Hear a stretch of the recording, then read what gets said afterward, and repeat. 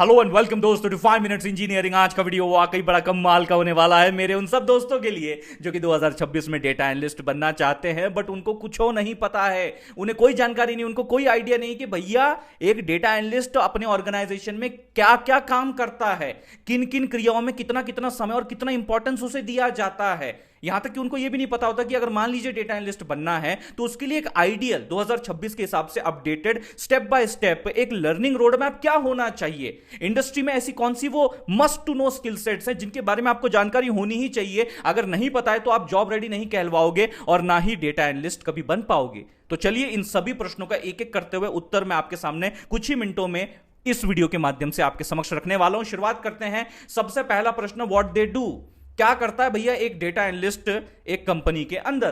तो यहां पे मैंने परसेंटेज में कुछ आंकड़े आपको दिए हुए हैं, एक आइडिया आपको लगेगा कि मैक्सिमम टाइम मैक्सिमम एफर्ट जो है एक डेटा एनालिस्ट के कहां जाते हैं, किन क्रियाओं में जाते हैं। और यहां पे टॉप पे आता है 35% के साथ SQL queries and ad hoc data extraction. Data her company की जरूरत है, हर कंपनी के पास होता है, डेटाबेस में होता है। Data is the new fuel और वो रिस्पेक्टिवली फ्यूल जो है हमारे डिसीजंस को ड्राइव करने में बहुत मदद करता है। लेकिन भैया डिसीजन लेने के लिए जो है डेटा तो चाहिए, तो वो एक्सट्रैक्ट तो करना है, तो वो डेटाबेस से करना है, तो लैंग्वेज तो कुछ तो पता होनी चाहिए ना, डेटाबेस से बातचीत कैसे किया जाए। तो सबसे best language structured query language, SQL queries के थ्रू ये डेटा एक्सट्रैक्शन। एडहॉक का मतलब भैया जब मांगता तब, इस वक्त मेरे को वो चाहिए, बस अगले कुछ ही भैया पलों में जो है मीटिंग आगे कंडक्ट होने वाली है, डिसीजन लिया जाने वाला है और ये उसका ऑब्जेक्टिव रहने वाला है। तो इस ऑब्जेक्टिव से रिलेटेड भैया ये डेटा तुरंत एक्सट्रैक्ट करके हमारे सामने पेश करो। तो ये सारी क्रियाएं जो है डेटा एनालिस्ट करता है, जिसमें 35% आप जो उसके एफर्ट्स हैं, उसका जो टाइम है वो कह सकते हैं चला जाता है। ये टॉप पे है, ये सबसे ज्यादा काम किया जाता है। उसके बाद भैया 25% सेकंड नंबर पे आता है data cleaning and preparation.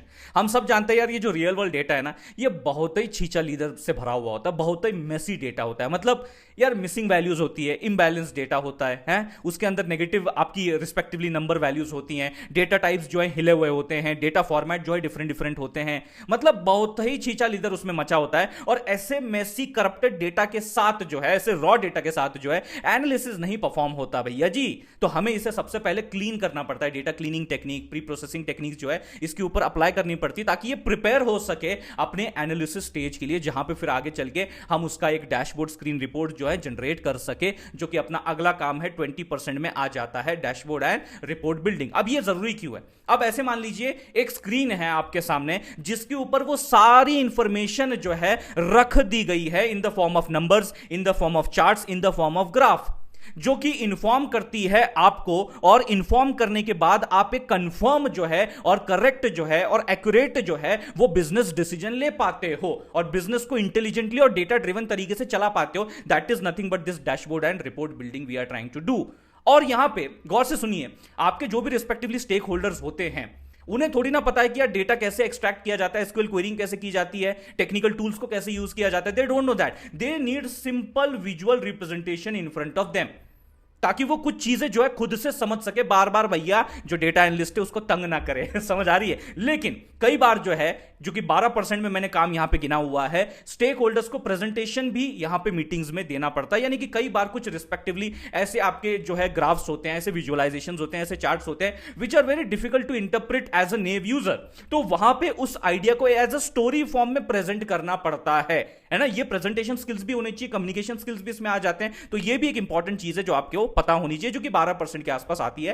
And last में सबसे कम जो अपन गिन सकते हैं वो है 8% के आसपास की जो कला आपको होनी चाहिए, वो है केपीआई मॉनिटरिंग एंड अलर्टिंग। मतलब क्या? केपीआई मतलब की परफॉर्मेंस इंडिकेटर। कुछ ऐसे आंकड़े होते हैं, कुछ ऐसे नंबर्स, कुछ ऐसे मैट्रिक्स होते हैं जो कि आपके बिजनेस को बयां करते हैं। कितना सेल हुआ भैया आखिरी मंथ में, कितनी भैया इनकम गई, मतलब कितना आरओआई आया। तो ये बेसिकली ये जो सारे आंकड़े हैं, ये जो मैट्रिक है, ये आपके की परफॉर्मेंस इंडिकेटर्स हैं। अब इनको कंटिन्यूअसली मॉनिटर करने का काम होता है। साथ ही साथ अगर मान लीजिए किन्हीं आंकड़ों में अगर बहुत ज्यादा एकदम अनरियलिस्टिक जो ड्रॉप आ गया, सेल में एकदम ड्रॉप आ गया, कहां वो 70% पे सेल चल रहा था पिछले मंथ, अब ये सीधा 8% पे आ गया, 10% पे आ गया, तो तुरंत भैया जो अथॉरिटी है, जो कि ये सेल टीम जो है आपकी, जो कि इस सब का टेक केयर करती है, तुरंत उनको एक अलर्ट जाना चाहिए कि भाई देखो क्या चल रहा है, 70 से 10 पे आ गया, कुछ तो करो भैया, हाथ पैर हिलाओ। तो ये सब चीज जो है अपना यहां पे रिस्पेक्टिवली डेटा एनालिस्ट का काम रहता है, जो कि परसेंटेज में मैंने आपको आइडिया दे दिया है। अब अगर आपको ये काम करना है तो इसके लिए आपको एक लर्निंग रोड मैप, एक आइडियल लर्निंग रोड मैप 2026 के हिसाब से बताना चाहूंगा। सबसे पहली बात तो पाइथन प्रोग्रामिंग लैंग्वेज के बेसिक्स आपको आने ही चाहिए।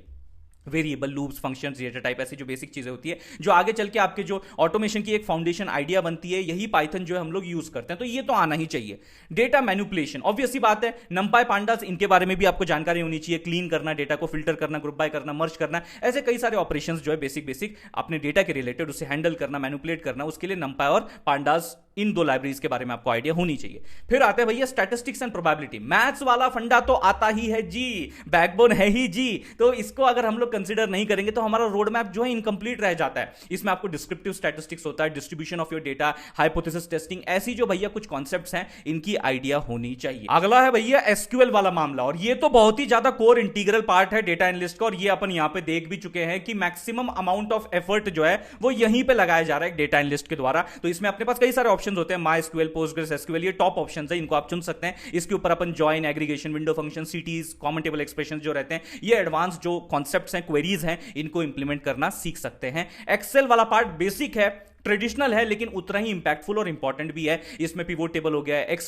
लुकअप हो गया, इंडेक्स मैच हो गया, और भी ऐसे बहुत सारे एडवांस फॉर्मूलेज हो गए जो कि आपको पता होनी चाहिए, बेसिक्स भी और ये एडवांसमेंट्स भी अगर पता है तो भैया एकदम बढ़िया बात हो जाएगी। डेटा विजुअलाइजेशन करना भी आना चाहिए, जिससे कि डेटा को अगर सामने हम लोग विजुअलाइज करके जो देख पा रहे हैं तो समझ भी पाएंगे, अंडरस्टैंड भी कर पाएंगे, उसकी कमियां भी जो है खोज पाएंगे। तो उसके लिए भैया अपन मैटप्लॉटलिब लाइब्रेरी हो गया, सीबन हो गया, प्लॉटली हो गया, ये सब चीजें कर सकते हैं। मैटप्लॉटलिब जो है एक थोड़ा सा एक बेसिक विजुअलाइजेशन आपको देता है, सीबन उसके ऊपर थोड़ा सा on the top of that थोड़ा एडवांस्ड, थोड़ा सा और अच्छा जो है विजुअलाइजेशन आपके सामने रखता है। प्लॉटली थोड़ा और इंटरैक्टिव विजुअलाइजेशन आपके सामने रखता है, आप उसको थोड़ा हॉवर कर सकते हैं, जूम अप कर सकते हैं। तो ये कुछ ऐसी एडवांसमेंट्स है जो कि आप इन रिस्पेक्टिवली विजुअलाइजेशंस के साथ किया जा सकता है। Charts and EDA respectively exploratory data analysis यहां पे परफॉर्म करना भी आपको आना चाहिए। Then coming to another core integral part of data analyst job, that is आपका जो रिपोर्टिंग, डैशबोर्डिंग रहता है, तो उसके लिए आपको बीआई टूल्स की जानकारी होनी चाहिए, जिसमें आपका पावर बीआई, ऑप्शंस कई सारे हैं, पावर बीआई है, आपको डैक्स क्वेरीज, पावर क्वेरी के बारे में पता होना चाहिए, टैब्लू के अंदर एलओडी यानी कि लेवल ऑफ डिटेल के बारे में पता होना चाहिए,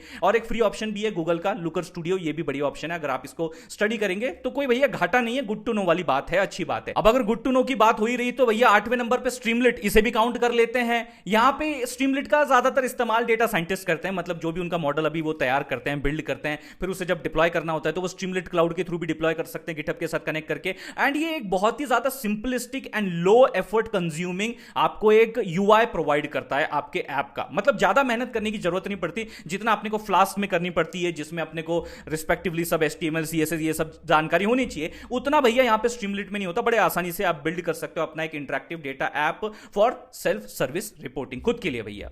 फिर आते हैं एक इंपॉर्टेंट चीज के ऊपर जो कि हर एक डेटा टीम को पता होना ही चाहिए और बेसिक भी है, हम सब जानते भी होंगे इसके बारे में, गिट एंड गिटहब, जो कि वर्जन कंट्रोल में आपकी मदद करता है कि भाई साहब कौन सा चेंज किया गया था, किसने किया था, कब किया था, क्यों किया था, ये वर्जन यहां तक कैसे आया है, इसके पहले क्या क्या था, ये सारी चीजें जो है वो आप ट्रैक करते हो, कंट्रोल करते हो, और ये बहुत ही इंपॉर्टेंट एसेंशियल है फॉर एवरी डेटा टीम, जैसे मैंने बताया। अब आखिर में जान लेते हैं ऐसी कौन सी वो top 5 must to know skills हैं जो कि आपको आनी ही चाहिए अगर आपको डेटा एनालिस्ट बनना है। तो जैसे हमने बात किया SQL, इसमें 2 ऑप्शंस है जो कि बड़े पॉपुलर है, MySQL या पोस्टग्रेस एसक्यूएल, इसका इस्तेमाल आप कर सकते हैं। पांडास, नंपाई, इसके बारे में भी जानकारी होनी चाहिए। फिर आती है बात अपने पावर बीआई की, टैब्लू की, दोनों ही मेंशन यहां पे कर दिए, क्योंकि देखो यार ये कंपनी टू कंपनी काफी डिपेंड करता है। कुछ कंपनीज होती हैं जो कि हेवीली ऑपरेट करती हैं पावर बीआई के ऊपर, कुछ हेवीली डिपेंड करती हैं टैब्लू के ऊपर, कुछ भैया हाइब्रिड नेचर में चलती हैं जो टैब्लू पावर बीआई दोनों को यूज करती है। लेकिन अल्टीमेटली स्टेटमेंट यही है कि ग्लोबली जो टॉप टियर के आपके बीआई टूल्स हैं उनमें पावर बीआई, टैब्लू का जिक्र होता ही है, सबसे ज्यादा यूजेस होता ही है, सबसे ज्यादा डिमांड होती ही है।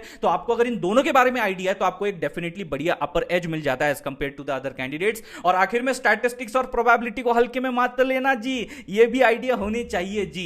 तो ये वो सारी चीजें जो आपको पता होनी चाहिए, ये वो सारी चीजें जो आपको सीखनी है, समझनी है, स्किल डेवलप करनी है अगर आप एक डेटा एनालिस्ट बनना चाहते हैं तो। और आपके लिए गुड न्यूज में लेके आ गया हूं, यहां जितनी भी तमाम बातें इस लर्निंग रोड मैप में और ये रिस्पेक्टिवली स्किल्स में मैंने मेंशन की हुई हैं जो कि रिलेवेंट है टू द 2026, ये सब चीजें आप सीख सकते हो लाइव मोड में उसी देसी बिंदास अंदाज में, जिस देसी बिंदास अंदाज में अब तक आपने मेरे रिकॉर्डेड वीडियोस देखे होंगे, अगर आपको पसंद आए होंगे, अगर आपको समझ में आए होंगे, अगर वो यहां नहीं, अगर वो यहां स्टोर हुए होंगे दिल के पास, जहां से निकाला ही जाना बहुत मुश्किल होता है, तो आइए आपका स्वागत है मेरे upcoming ultimate AI mastery live boot camp में, जहां हम भैया जीरो से जॉब रेडी तक की बात करने वाले हैं। ये सारी चीजों को प्रोजेक्ट बेस्ड इंप्लीमेंटेशन से समझने वाले हैं। जितने भी यहां पे मैंने टूल्स, लाइब्रेरीज, फ्रेमवर्क्स मेंशन की है, उन सबको बड़े ही डिटेल में लाइव मोड में आमने सामने जो है एक्सप्लोर करने वाले हैं। लिंक जो है डिस्क्रिप्शन में है, सिलेबस आप वहां से जो है चेकआउट कर सकते हो, और फिर मुलाकात करते हैं जी लाइव सेशंस में।